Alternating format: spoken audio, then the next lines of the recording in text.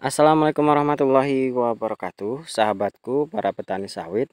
Apa kabar? Semoga kalian selalu dalam keadaan sehat walafiat. Amin. Teman-teman, pada video kali ini saya akan sharing tentang seberapa penting sih kastrasi. Karena ada anggapan kebun saya tidak dikastrasi pun batangnya masih tetap bisa besar. Dan mengapa harus repot-repot melakukan kastrasi?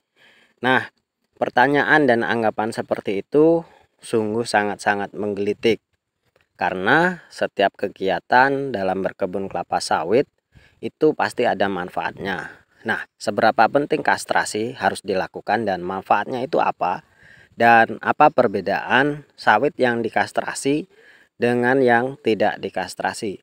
Namun sebelumnya teman-teman, saya disclaimer seperti biasanya bahwa apa yang saya sampaikan di sini hanyalah merupakan pengalaman pribadi saya yang sudah saya alami dan saya sharingkan kepada teman-teman.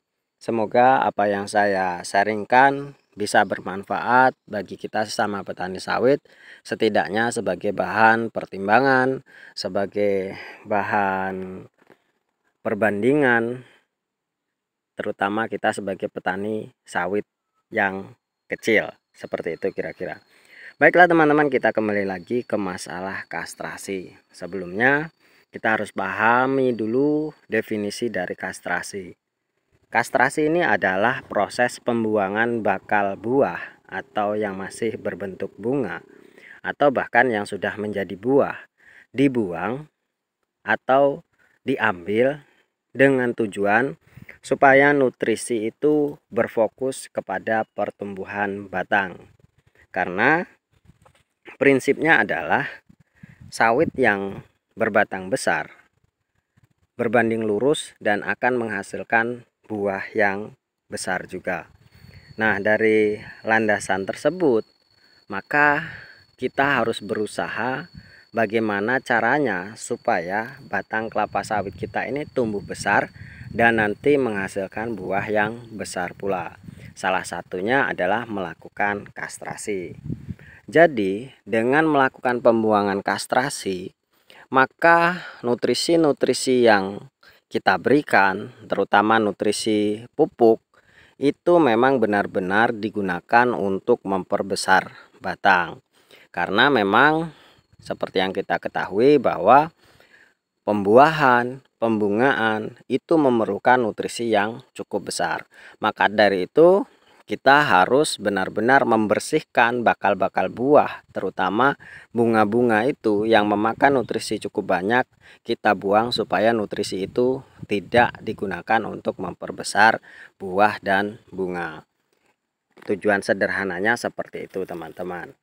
Lalu, apa manfaat yang lainnya?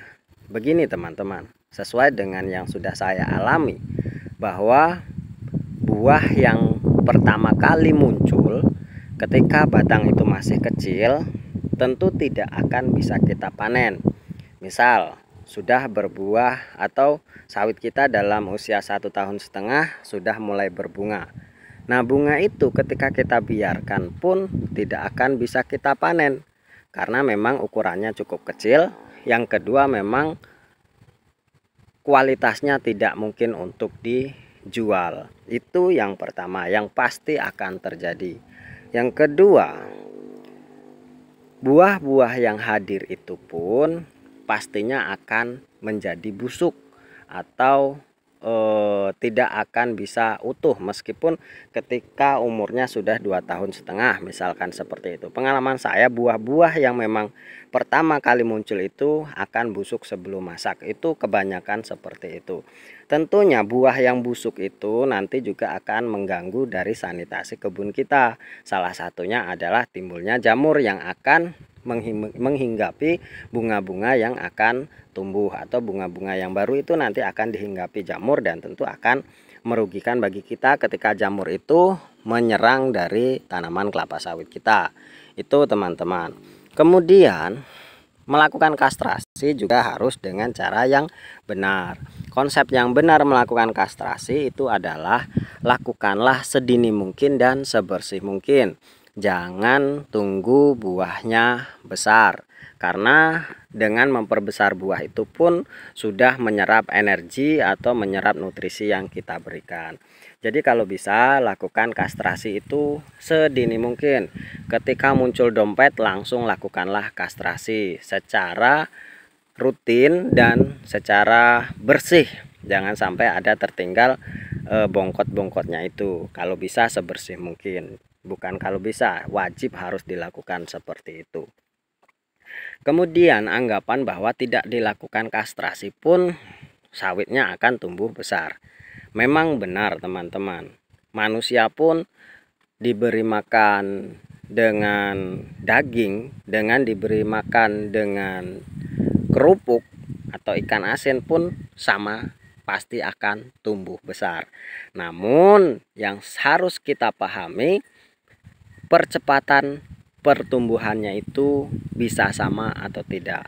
Anak-anak yang meminum susu, anak-anak yang memakan daging dengan kebutuhan kecukupan nutrisi, proteinnya yang cukup dibandingkan dengan anak-anak yang kekurangan nutrisi, tentunya meskipun nanti dewasanya akan sama besarnya, namun ketika masih kecil maka pertumbuhannya akan sangat jauh berbeda.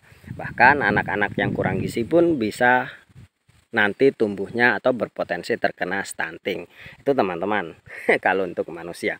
Begitupun dengan sawit, memang akan tumbuh besar, namun kita ini kan petani harus rasional. Bagaimana caranya batang sawit kita ini cepat kita panen.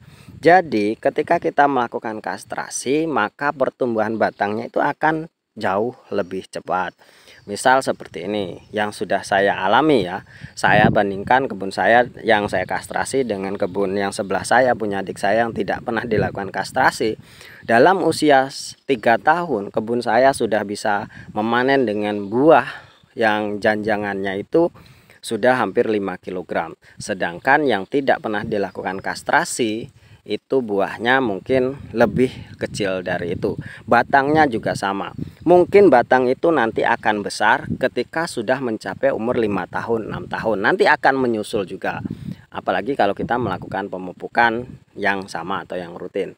Memang benar. Namun pertumbuhan batangnya kalau bisa, walaupun kita itu lebih cepat setengah tahun, ya kita ambil yang setengah tahun. Itu saja teman-teman. Misalkan yang punya kita sama-sama ditanam dalam umur yang sama, tapi batangnya lebih besar sedikit saja, tentu itu akan lebih baik. Jangan kita itu terlalu idealis. Misal kita tanam sawit dengan kastrasi, buahnya akan menjadi 1 drum, dan yang tidak dilakukan kastrasi akan menjadi 1 ember. Tidak seperti itu teman-teman.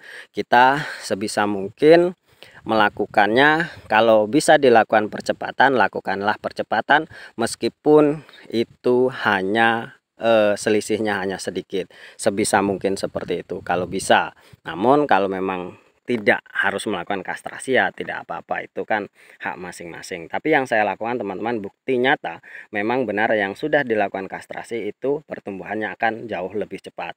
Dan ketika 3 tahun kita sudah bisa memanen dengan janjangan yang lebih besar. Mungkin hanya ini teman-teman. Terima kasih atas atensinya. Wassalamualaikum warahmatullahi wabarakatuh.